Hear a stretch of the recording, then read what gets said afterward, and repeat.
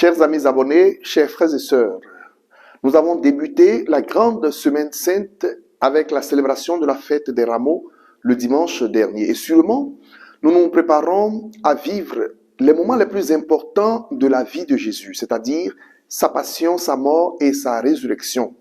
C'est cela que l'Église appelle le Triduum pascal, qui fera l'objet de ce partage dans cette vidéo. Bonjour à toutes et à tous et bienvenue à Parole de Dieu au quotidien.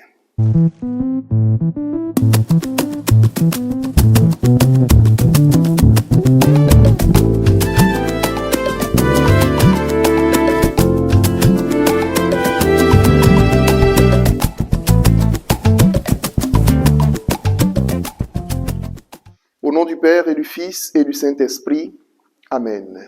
Je crois en Dieu le Père Tout-Puissant, Créateur du ciel et de la terre, et en Jésus-Christ, son Fils unique, notre Seigneur, qui a été conçu du Saint-Esprit, est né de la Vierge Marie, a souffert sous Ponce Pilate, a été crucifié, est mort, a été enseveli, est descendu aux enfers. Le troisième jour est ressuscité des morts, est monté aux cieux, est assis à la droite de Dieu le Père Tout-Puissant, d'où il viendra juger les vivants et les morts.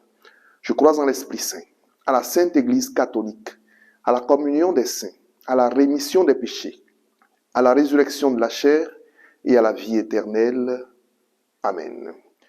Gloire soit rendue au Père et au Fils et au Saint-Esprit, comme il était au commencement, maintenant et toujours, dans les siècles des siècles. Amen.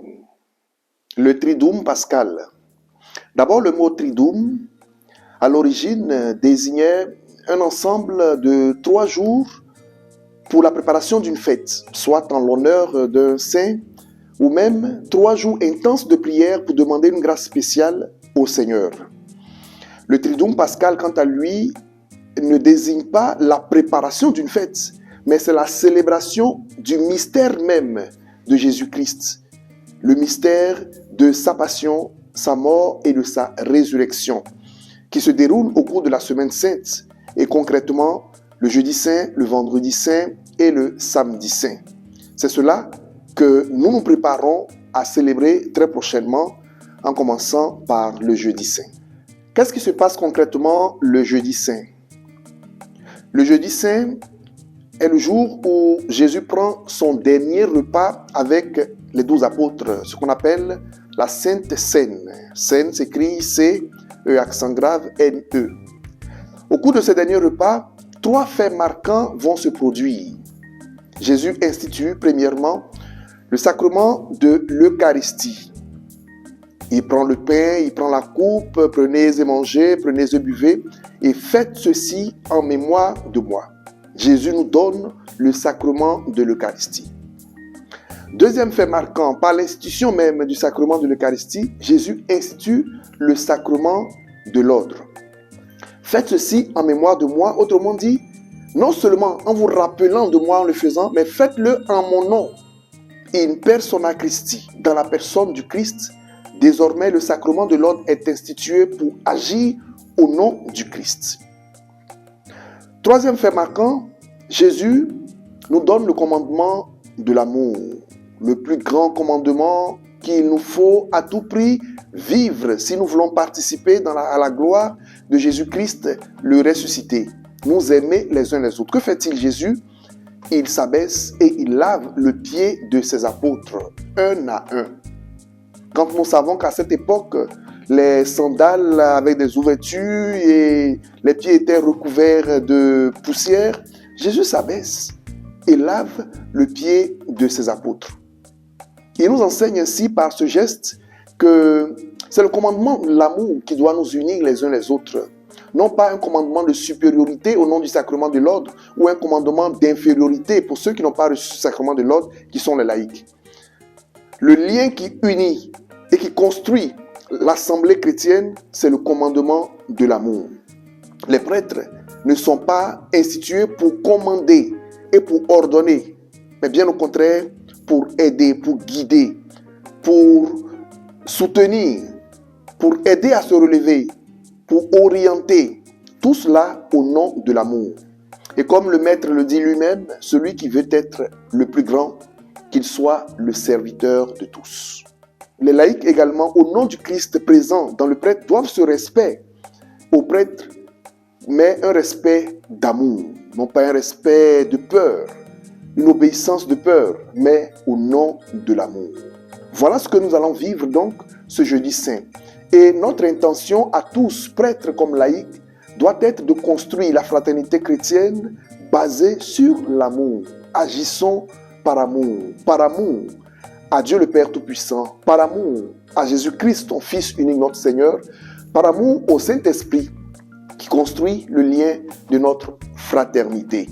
Jeudi saint donc, sacrement de l'Eucharistie, sacrement de l'ordre et commandement de l'amour que nous devons vivre tous ensemble. Le vendredi saint, c'est le jour du grand deuil. Jésus notre Seigneur est mis à mort sur la croix et enseveli. C'est donc un jour de grand deuil, un jour de profonde tristesse, un jour pour penser et nous centrer sur le sacrifice que le Christ a dû payer pour que vous et moi, nous soyons sauvés. C'est pourquoi ce jour du vendredi saint, c'est le seul jour où il n'y a pas de célébration eucharistique, il n'y a pas de messe. La liturgie nous propose de faire l'office de la passion du Christ. Et le centre de cet office, c'est la vénération de la Sainte Croix ou l'adoration de la croix de Jésus. Comprenons-nous bien, ce n'est pas le bois en lui-même, la croix que nous avons dans nos églises, que nous vénérons ou que nous adorons. C'est le mystère que renferme cette croix.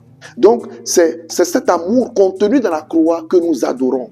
Et l'amour du Christ pour chacun de nous, c'est cela que nous adorons et que nous vénérons. C'est le centre de l'office de la passion que nous allons vivre. Mais il y aura aussi la longue prière universelle pour le monde entier.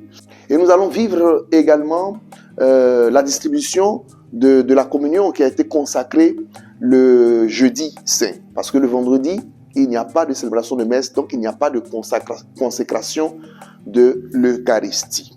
Alors notre intention pour le vendredi saint sera de demander au Seigneur la grâce d'apprendre à porter notre croix ou nos croix. Il n'y a pas de vie chrétienne sans croix. Et c'est sûr que chacun dans sa vie a toujours une croix à porter. Comment porter cette croix? Avec foi, avec résignation.